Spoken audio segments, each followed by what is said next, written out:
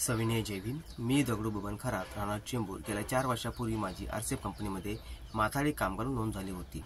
जातीवादी RCF व्यवस्थापनाने माझा gate pass अजूनही अडून धरलेला आहे। 2022 मध्येच मला व माझ्या सहकाऱ्यांना गेटपास देण्याचे आदेश हायकोर्टने देऊन सुद्धा मला अजून माझा गेटपास भेटलेला नाहीये। हायकोर्टच्या आदेशाची अवमानना करत जातीवादी व्यवस्थापनाचे श्री श्रीवास्तव यांच्या नेतृत्वाखाली माझा छळ चालू आहे। 12/1/2024 रोजी मी त्यांना माझ्या गेटपासबद्दल विचारपूस केली असता त्यांनी माझ्या सहकाऱ्यांसमोर मला अपमानित करत व जातीवादी शिवीगाळ केली।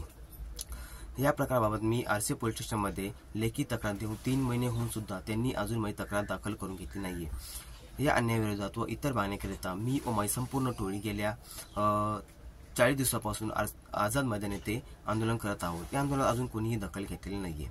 तरी मी 14 एप्रिल 2024 रोजी Priyadarshini RCF gate number 3 doctor Babasaheb Ambedkar जयंती औचित्य धरून माझ्यावर होणाऱ्या अन्यायाविरोधात मी व माझी संपूर्ण टोळी आंदोलन करण्याचा निर्णय घेतलेला आहे। या व्हिडिओद्वारे माझ्या सर्व बौद्ध बांधवांना अशी नम्र विनंती आहे की केंद्र सरकारच्या उपक्रमात असलेल्या आरसीएफ कंपनी या जातीवादी व्यवस्थापनाचा आपण निषेध करून तुम्ही सगळ्यांनी मला या आंदोलनात समर्थन करावे अशी सगळ्यांना माझी नम्र विनंती आहे।